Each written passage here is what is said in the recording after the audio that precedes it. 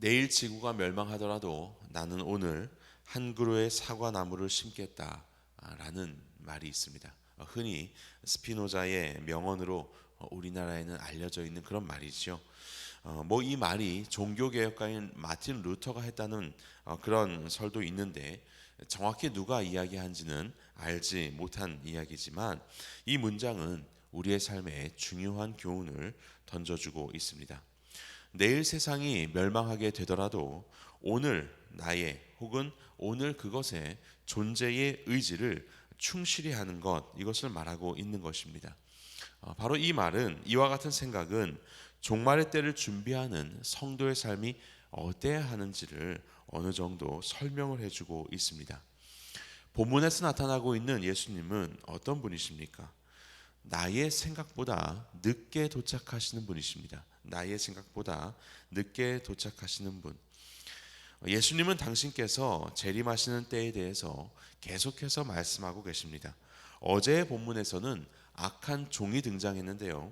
악한 종의 생각보다 더 일찍 돌아오는 주인, 더 일찍 돌아오는 주인의 이야기가 등장했습니다. 이를 통해서 예수님의 재림이 우리의 생각보다 이르게 이루어질 수 있다는 것을 말씀하고 계셨어요. 그런데 오늘 본문에서는 10명의 처녀들의 생각들보다 더 늦게 돌아오는 신랑의 이야기를 말씀하고 있습니다. 10명의 신부 들러리들은 신랑을 기다리다가 결국 잠이 들고 마는 그럴 정도가 이르기까지 늦게 도착하는 신랑을 말씀하고 있습니다. 어제와는 반대로 예수님의 재림이 우리의 생각보다 늦게 이루어질 수 있음을 말씀하고 있는 겁니다. 이를 통해서 예수님의 재림의 때는 우리의 생각보다 이를 수도 있고 늦을 수도 있다고 하는, 다시 말하면 그 때를 우리는 결코 알 수 없음을 다시 한번 거듭하여 강조하고 계시는 것입니다. 만일 재림이 임박한다면 우리는 어떻게 살게 되겠습니까? 한시라도 영혼을 구원하기 위해서 우리의 모든 것들을 다 바치지 않겠습니까?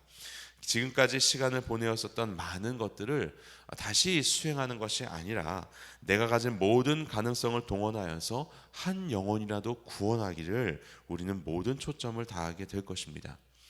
그런데 재림이 먼 훗날이라면 어떻겠습니까? 물론 전도의 삶을 우리는 살아가야겠지만 이때는 일상에서 내게 주어진 일들에 대해 성실하게 감당해야 할 것입니다. 사회의 구성원으로서 내 몫의 삶을 살아내며 세상에 영향을 끼쳐야 하기 때문에 그렇습니다.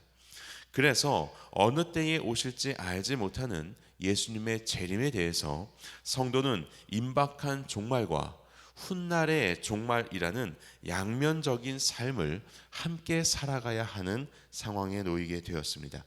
이러한 긴장 속에서 우리는 어떠한 삶을 살아가야 할까요? 이러한 긴장 속에 놓인 성도는 예수 그리스도를 중심에 놓고 살아가야 합니다. 예수 그리스도를 우리의 삶의 중심에 놓고 살아야 합니다. 본문에 등장하는 10명의 처녀들은 결혼식을 준비하는 신부의 들러리들입니다. 이들은 신랑이 신혼집을 마련하고 대략 정혼으로부터 1년 후쯤에 신부를 맞이하기 위해서 신부의 집으로 오게 됩니다.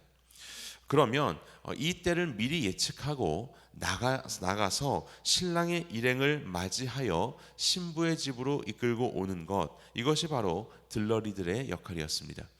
그리고 신부의 집에서 일정한 혼인 예식을 치르고 그리고 모두가 함께 신랑의 집으로 갑니다. 이때에도 역시 그 길을 함께 가는 것이 들러리요, 신랑의 집에 도착하게 되면 혼인잔치에 들어가게 되는 것입니다. 그런데 중요한 것은 신랑이 돌아오는 때가 정확하게 정해지지 않았다는 것입니다. 대략 정혼으로부터 1년 후 어느 때에 오는 것이지 그로부터 늦어지는 경우도 많았습니다. 그래서 신부 들러리들은 한밤중에라도 또 언제 올지 모르는 이 신랑의 일행을 맞이하기 위해서 충분한 양의 기름을 준비해야 밤길을 인도할 수 있었던 것입니다. 그런데 본문에서 5명의 처녀들은 여분의 기름을 준비하지 않았습니다. 신랑이 늦게 올 것을 준비하지 못한 것입니다. 당시의 결혼 풍습에 보면 예정일보다 늦을 때가 많았는데 그럼에도 불구하고 충분한 기름을 준비하지 않았다. 이것에 대해서 우리의 상상을 덧입혀 보면 이러한 가능성을 생각해 볼 수 있을 겁니다. 당시의 신부의 들러리들은 신랑의 들러리들과 눈이 맞아서 또 다른 커플로 탄생되는 경우가 굉장히 많았습니다. 아마도 5명의 처녀들은 여분의 기름을 준비하는 것보다는 자기의 아름다움을 치장하는 데에 정신이 팔려 있지 않았을까 생각해 볼 수 있지요. 신랑이 늦게 올 것은 생각하지 못하고 한 손에는 등불을 들었지만 다른 한 손에는 여분의 기름이 아니라 자신을 위한 치장거리를 생각하는 데에 모든 마음들을 빼앗겼을 것입니다. 그들이 기다린 것은 사실 신랑을 기다린 것이 아니라 자기의 욕망을 기다렸던 것이지요. 본문의 13절은 이와 같이 말씀합니다. 그런즉 깨어 있으라. 성도가 깨어 있기 위해서는 어떻게 해야 합니까? 예수 그리스도가 우리의 마음의 중심이 되어야 합니다. 잠을 잔다는 것이 문제가 아닙니다. 10명의 처녀들은 모두 다 잠에 들었습니다. 하지만 중요한 것은 그들의 존재 이유가 신랑을 기다리는 것에 있었느냐 그렇지 않았느냐라는 것입니다. 신랑을 맞이한다는 마음의 중심을 가져야 하는 것입니다. 이러한 마음의 중심이 흐트러진 사람들은 기름을 충분하게 준비하지 못하게 됩니다.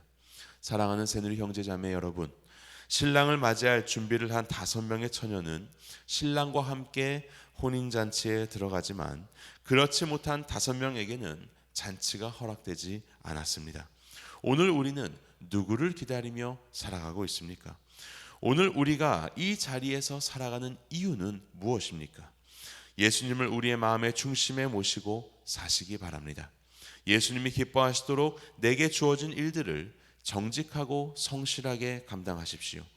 우리의 영원한 신랑이 되시는 예수님을 나에게 붙여주신 영혼들에게 전할 기회를 만드시고 기회를 포착하시고 참된 진리와 소망을 담대히 증거하시기 바랍니다.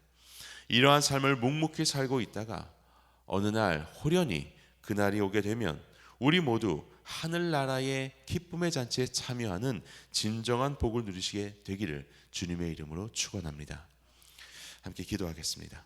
이 시간 주신 말씀 기억하면서 하나님, 오늘 하루를 살아가며